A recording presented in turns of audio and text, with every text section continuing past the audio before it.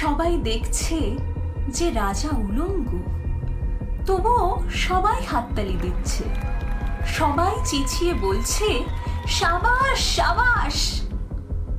কারো মনে সংস্কার, কারো ভয়, কেউ বা নিজের বুদ্ধি অন্য মানুষের কাছে বন্ধক দিয়েছে, কেউ বা পরান্নভোজী, কেউ কৃপা প্রার্থী, উমেদার, প্রবঞ্চক।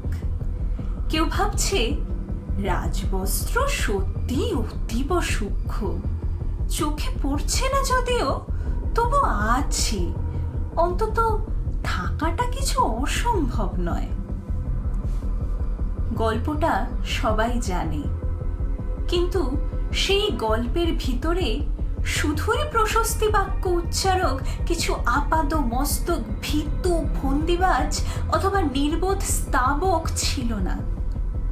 একটি শিশুও ছিল, সত্যবাদী, সরল, সাহসী একটি শিশু। নেমেছে গল্পের রাজা বাস্তবের প্রকাশ্য রাস্তায়। আবার হাততালি উঠছে মুহুর্মুহু, জমে উঠছে স্তাবক বৃন্দের ভিড়।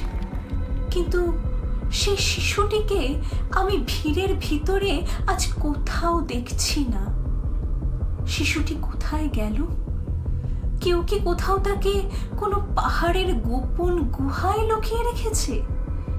নাকি সে পাথর ঘাস মাটি নিয়ে খেলতে খেলতে ঘুমিয়ে পড়েছে কোনো দূর নির্জন নদীর ধারে, কিংবা কোনো প্রান্তরের গাছের ছায়ায়?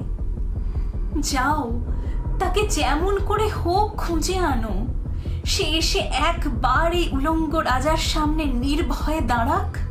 সে এসে একবার এই হাততালির ঊর্ধ্বে গলা তুলে জিজ্ঞাসা করুক, রাজা, তোর কাপড় কোথায়?